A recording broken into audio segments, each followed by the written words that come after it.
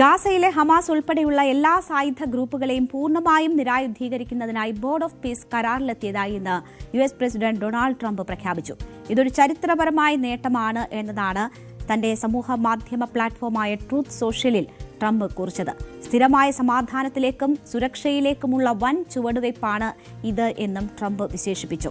Board of പീസിന്റെ സമ്പൂർണ്ണ നിരായുധീകരണ പദ്ധതിയോട് Hamas പൂർണ്ണമായും യോജിച്ചെന്നും ഉടൻ തന്നെ ഇത് സംബന്ധിച്ച അറിയിപ്പുണ്ടാകുമെന്നും മുതിർന്ന ഹമാസ് ഉദ്യോഗസ്ഥനെ ഉദ്ധരിച്ചുകൊണ്ട് BBC-യും റിപ്പോർട്ട് ചെയ്യുന്നു. എന്നാൽ ഇത് സംബന്ധിച്ച് ഇസ്രായേലിന്റെ ഭാഗത്തു നിന്ന് ഔദ്യോഗിക പ്രതികരണങ്ങൾ ഉണ്ടായിട്ടില്ല എന്നൊരു സാഹചര്യം കൂടി ഉണ്ട്.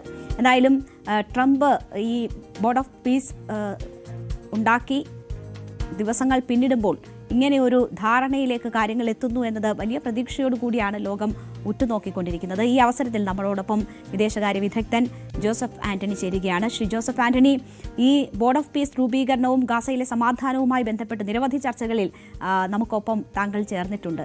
അന്നൊക്കെ ഇത് എത്രമാത്രം പ്രായോഗികം ആകും എന്നതൊരു സംശയമായി മുന്നോട്ട് വെച്ചിരുന്നു. പ്രത്യേകിച്ച് ഈ നിരായുധീകരണം അത് ഹമാസ് അംഗീകരിക്കുമോ എന്നതായിരുന്നു സംശയം. ഈ ഘട്ടത്തിൽ ഏതാണ്ട് ഹമാസ് അതിന് അംഗീകരിച്ചിരിക്കുന്നു എന്ന ഉറപ്പുകൾ വരികയാണ്, ധാരണ വരികയാണ്. ട്രംപിന്റെ അവകാശവാദത്തിന് പുറമെ അത്തരം സൂചനകൾ വരുമ്പോൾ ഇത് ഒരു സക്സസ് ആണ് എന്ന് കരുതുന്നുണ്ടോ? ട്രംപിന്റെ ഒരു വലിയ വിജയമായി ഇത് മാറുമോ? നമുക്ക് എല്ലാവർക്കും അറിയാം, നമ്മൾ ഈ കഴിഞ്ഞ ഒരു 5-6 മാസമായിട്ട് ട്രംപിന്റെ ട്രൂത്ത് സോഷ്യലിലെ പ്രഖ്യാപനങ്ങളും പിന്നെ വെടിനിർത്തൽ കരാറുകളും ഒക്കെ കണ്ടുകൊണ്ടിരിക്കുകയാണ്. നമ്മൾക്ക് മനസ്സിലാക്കേണ്ട കാര്യം, ഈ കരാറിന്റെ ഒരറ്റത്ത് അമേരിക്കയും ഇസ്രായേലും, വേറൊരറ്റത്ത് ഹമാസും. 2025 ഒക്ടോബർ മാസം 10-ാം തീയതിയാണ് ഗാസയിൽ വെടിനിർത്തൽ കരാർ ട്രംപിന്റെ നേതൃത്വത്തിൽ നിലവിൽ വന്നത്. ആ ട്രംപിന്റെ നേതൃത്വത്തിൽ നിലവിൽ വന്നതിന് ശേഷം ഇതുവരെ 1100 പേരെ ഇസ്രായേൽ കൊന്നു കഴിഞ്ഞു. അവിടെ നമുക്ക് ഈ BBC-യും അൽ ജസീറ ചാനലൊക്കെ കണ്ടാൽ അറിയാം, അതിന്റെ മുകളിൽ ഒരു കെട്ടിടത്തിന്റെ രൂപത്തിലില്ല. ഇന്നലെയും ഈ ബോർഡ് ഓഫ് പീസിന്റെ ചർച്ച നടക്കുന്ന ഇന്നലെയും 6 പേരെ ഗാസയിൽ, അതും റെഫ്യൂജി ക്യാമ്പിൽ താമസിച്ചിരുന്ന 6 പേരെയാണ് ഇസ്രായേൽ ബോംബിട്ട് കൊന്നത്. അപ്പൊ ഞാൻ പറഞ്ഞു വരുന്നത്, എന്താണ് വെടിനിർത്തൽ എന്ന് പറയുന്ന വാക്കിന്റെ അർത്ഥം, എന്താണ് കരാർ എന്ന് പറയുന്ന വാക്കിന്റെ അർത്ഥം, എന്താണ് മെമ്മറാണ്ടം ഓഫ് അണ്ടർസ്റ്റാൻഡിംഗ് എന്ന് പറയുന്ന വാക്കിന്റെ അർത്ഥം. ഈ വാക്കുകൾക്കൊന്നും യാതൊരു അർത്ഥവുമില്ലാത്ത തരത്തിലാണ് ഈ ട്രംപിന്റെ നേതൃത്വത്തിലുള്ള ഈ കരാറുകൾ വരുന്നത്. വലിയ വലിയ നെടുങ്കൻ പ്രഖ്യാപനങ്ങൾ നടത്തും. ഇത് അണ്ഡകടാഹത്തിലെ ഏറ്റവും വലിയ കരാറാണ്, ഇതാ ലോകത്ത് മുഴുവൻ സമാധാനം വരാൻ പോകുന്നു എന്ന പ്രഖ്യാപനങ്ങൾക്കൊന്നും യാതൊരു വിലയുമില്ല. കാരണം ഒക്ടോബർ മാസം 10-ാം തീയതി നിലവിൽ വന്ന ഈ കരാർ നിലനിൽക്കുമ്പോഴാണല്ലോ ഇസ്രായേല് ഈ ലംഘനമെല്ലാം നടത്തി 1100 ആളുകളെ കൂടി കൊന്നത്. അപ്പോഴൊക്കെ എവിടെങ്കിലും ഒന്ന് പ്രതികരിച്ചിട്ടുണ്ടോ ഡൊണാൾഡ് ട്രംപ്? പ്രതികരിച്ചിട്ടില്ല.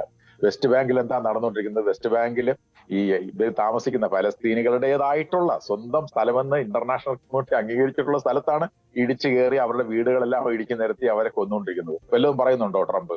ഒന്നും പറയുന്നില്ല. അപ്പൊ ഇതെന്ത് ബോർഡ് ഓഫ് പീസ് എന്ന് പറയുന്ന വാക്കിന്റെ അർത്ഥം എന്താണ് എന്ന് മാത്രമാണ്. ബോർഡ് ഓഫ് പീസിൽ ഇപ്പം എന്ന് പറയുന്നത് യൂറോപ്യൻ യൂണിയൻ ഇല്ല, യൂറോപ്പിലെ ഒരു രാജ്യങ്ങളില്ല, UK ഇല്ല, ഫ്രാൻസ് ഇല്ല, ജർമ്മനി ഇല്ല, പേരെടുത്ത് പറയാൻ കൊള്ളാവുന്ന ഒരു യൂറോപ്യൻ രാജ്യവും ഈ യൂറോപ്പ് ബോർഡ് ഓഫ് പീസിൽ വന്നിട്ടില്ല. എന്ന് മാത്രമല്ല, ഇദ്ദേഹം പറയുന്നത് എന്താ, ഞാൻ ആജീവനാന്തം ഞാൻ ഇതിന്റെ പ്രസിഡന്റ് ആയിരിക്കുന്നത്. ഈ 2 വർഷത്തോടെ കഴിഞ്ഞാൽ ഇദ്ദേഹം പ്രസിഡന്റ് അല്ലാതെ മാറി കഴിഞ്ഞാൽ ഇദ്ദേഹത്തിന് എന്താ വിലയുള്ളത്? ഇദ്ദേഹം നേതൃത്വ സമിതിക്ക് എന്ത് വിലയാണ് ഉണ്ടാവുക? ഇദ്ദേഹം പറയുന്ന ആരെങ്കിലും കേൾക്കുമോ? അപ്പൊ ഞാൻ പറഞ്ഞു വരുന്നത് എന്ന് മാത്രമാണ്, ഇപ്പൊ ഹമാസ് പറഞ്ഞേക്കുന്നത് ഞങ്ങൾ കണ്ടീഷണലാണ്, ഇതിനകത്തുള്ള ഞങ്ങൾ ചേരണോ വേണ്ടയോ, അംഗീകരിക്കണോ വേണ്ടോ എന്നുള്ളത് എന്തിന്റെ അടിസ്ഥാനത്തിലാണ്? ഗാസയിൽ നിന്നും ഇസ്രായേല് പിന്മാറിയാൽ മാത്രമേ ഞങ്ങൾ ഈ പറഞ്ഞ കാര്യങ്ങൾ അംഗീകരിക്കുള്ളൂ എന്നാ പറഞ്ഞിരിക്കുന്നത്. ഗാസയുടെ സ്ഥിതി എന്താണ്? ഗാസയുടെ 53% യെല്ലോ ലൈൻ എന്ന് പറയുന്ന ലൈൻ വരെ കീഴടക്കി വെച്ചിരിക്കുകയാണ് ഇസ്രായേൽ. അതിപ്പോ 70% ആയിക്കൊണ്ടിരിക്കുകയാണ്. 70% എന്ന് പറഞ്ഞാൽ നിലവിലുള്ള പ്രദേശത്തിന്റെ 30%-ത്തിലാണ് പാലസ്തീൻകാർ താമസിക്കുന്നത്.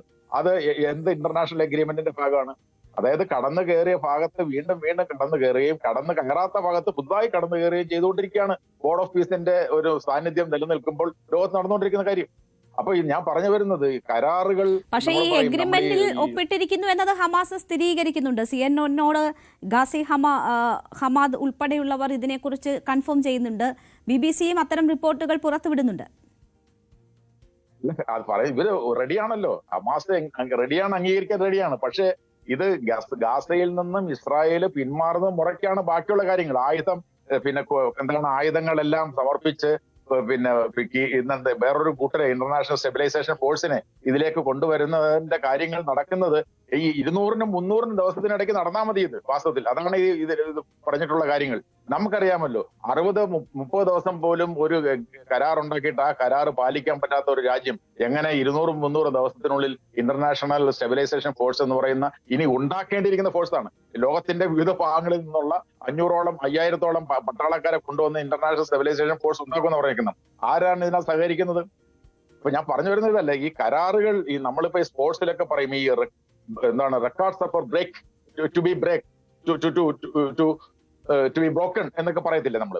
അതായത് ഇതൊക്കെ ലംഘിക്കപ്പെടേണ്ടതാണ്, റെക്കോർഡുകൾ ലംഘിക്കപ്പെടേണ്ടതാണ് എന്ന് പറയുന്ന രീതിയിലാണ് ഈ കരാറുകളെല്ലാം, ഈ വെടിനിർത്തൽ കരാറുകളെല്ലാം ലംഘിക്കപ്പെടേണ്ടല്ല എന്ന് പറയുന്നത്. ശ്രീ ജോസഫ് ആന്റണി, ഇസ്രായേൽ ഈ ട്രംപിന്റെ പ്രഖ്യാപനത്തിന് ശേഷം അവിടെ ആക്രമണം നടത്തിയിട്ടുണ്ട് എന്ന റിപ്പോർട്ടുകൾ വരുന്നുണ്ട്. ഇസ്രായേലിന്റെ നിലപാടായിരിക്കുമോ ഇതിൽ നിർണായകമാവുക?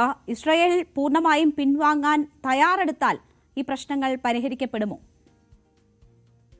ഇസ്രായേൽ പൂർണ്ണമായും പിൻവാങ്ങുമെന്ന് വ്യക്തിപരമായി വിശ്വസിക്കുന്നയാളല്ല ഞാൻ. കാരണം ഈ ആക്രമണങ്ങളുടെ എല്ലാം പിന്നിൽ 1948 മുതൽ നടക്കുന്ന എല്ലാ ആക്രമണങ്ങളുടെയും പിന്നിൽ ഇസ്രായേലിനൊരു വ്യക്തമായ പദ്ധതിയുണ്ട്. ആ പദ്ധതി എന്ന് പറയുന്നത് ഇസ്രായേലിന്റെ വ്യാപനം, ഇസ്രായേലിന്റെ പ്രദേശത്തിന്റെ വ്യാപനം, ഗ്രേറ്റർ ഇസ്രായേൽ എന്ന് പറയുന്ന രാജ്യം ഉണ്ടാക്കുക എന്നുള്ളത് തന്നെയാണ്. അതിന്റെ ഭാഗമായിട്ട് തന്നെയാണ് ഈ പാലസ്തീൻ പ്രദേശം അവർ കൈയടക്കിക്കൊണ്ടിരിക്കുന്നതും, വെസ്റ്റ് ബാങ്ക് പ്രദേശം കൈയടക്കിക്കൊണ്ടിരിക്കുന്നതും, ഗോലാൻ ഹൈറ്റ്സ് കൈയടക്കിക്കൊണ്ടിരിക്കുന്നതും, ഈസ്റ്റ് ജെറുസലേം കൈയടക്കിക്കൊണ്ടിരിക്കുന്നതും. ഇതെല്ലാം പലസ്തീനികളുടെ പ്രദേശമാണ്. ഈ അന്തർദേശീയ സമൂഹം അംഗീകരിച്ചിട്ടുള്ള പലസ്തീനിയൻ പ്രദേശങ്ങളിലേക്കാണ് ഈ കടന്നുകയറ്റം നടത്തിക്കൊണ്ടിരിക്കുന്നത്.